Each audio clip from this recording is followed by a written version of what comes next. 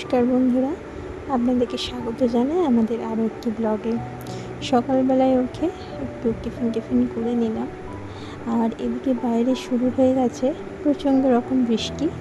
আজকে বৃষ্টি ভেজা দিনে সবাই মিলে কীভাবে হই হুল্লোড় করে এবং বাড়িতে একটা কলা গাছ রোপণ করলাম, তারই কিছু মুহূর্ত আপনাদের সাথে আজকে শেয়ার করব। তো বৃষ্টিটা যখন একটু থেমে এসছে, আমরা গেলাম একটু বাগানে।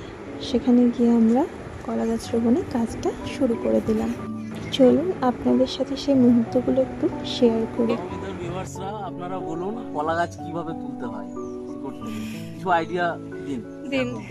কমেন্টে শেয়ার করুন, জানাতে।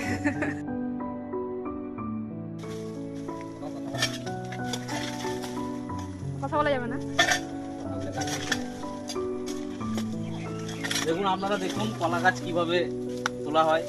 হ্যাঁ, একটু বলুন তো। হ্যাঁ, শেয়ার করুন, কমেন্ট করুন, আপনারাও কিছু বলুন। আপনারা কিছু বলুন। ইনু, হাই, ক্যামেরা চলছে, হাই। আমাকে একটু দে না দাদা। আমি খাবো।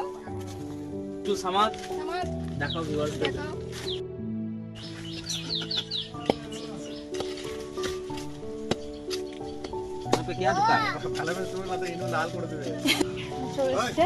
এটা হচ্ছে ক্যানি মামা।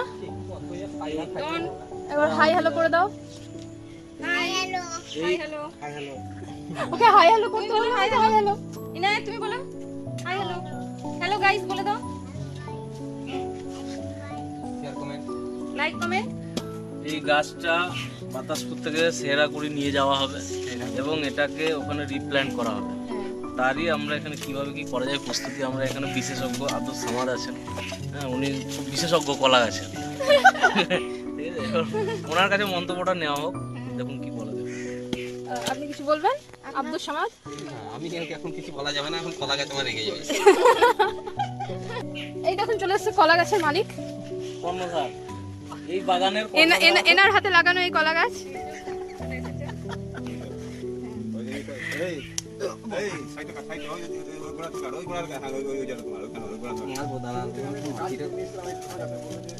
আরে দয়ালো বাবা, কলা খাবা, গাছ লাগাইয়ে খাও। তুমি একটু সাথ দিয়ে দাও। যারা ভিউয়ার্স তারাও খুব হাসছে এতক্ষণ। উঠে গেছে ভাই উইন কলা গাছ। অল বাটনটা প্রেস করুন নেক্সট ভিডিওর নোটিফিকেশন পেতে। ইনু তুলিয়া বিশ্বকাপ জিতেছি কলা গাছ দিয়ে। যা ইনু যা। কলা কে খালি আসো আসো। যে কলা গাছটা তোলা হলো চারা, সেটা এখন আবার রোপণ করা হবে। এখানে দেবো।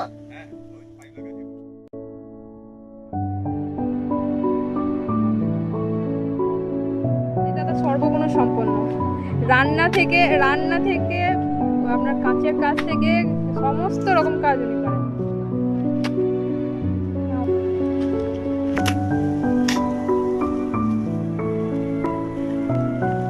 অনেক জোরে বৃষ্টিকে শুরু হয়ে গেল।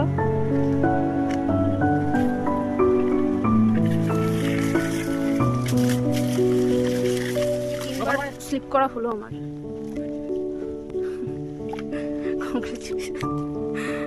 পড়ে গেলে বলতে কংগ্রাচুলেশন।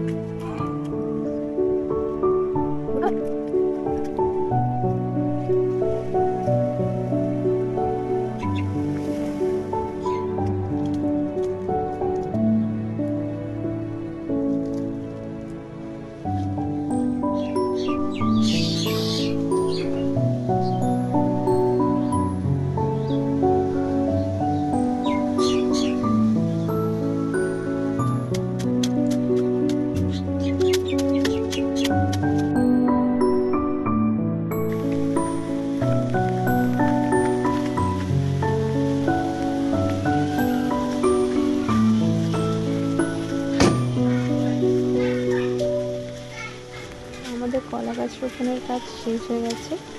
তো বৃষ্টিটার মধ্যে আবার শুরু হয়ে গিয়েছে, আর বাইরে সবাই জমিয়ে আড্ডা দিতে শুরু করেছে। এদিকে আমাদের বাড়িতে পটল ভাজা, পেঁপে ভাজা, ডিম ভাজা এবং খিচুড়ি রান্না হয়ে গেছে। তো আজকে এটা নিয়েই সবাই মিলে লাঞ্চ করে নিলাম। আজকের ব্লগটা এখানেই শেষ করলাম, দেখা হচ্ছে পরবর্তী ব্লগে। Thank you.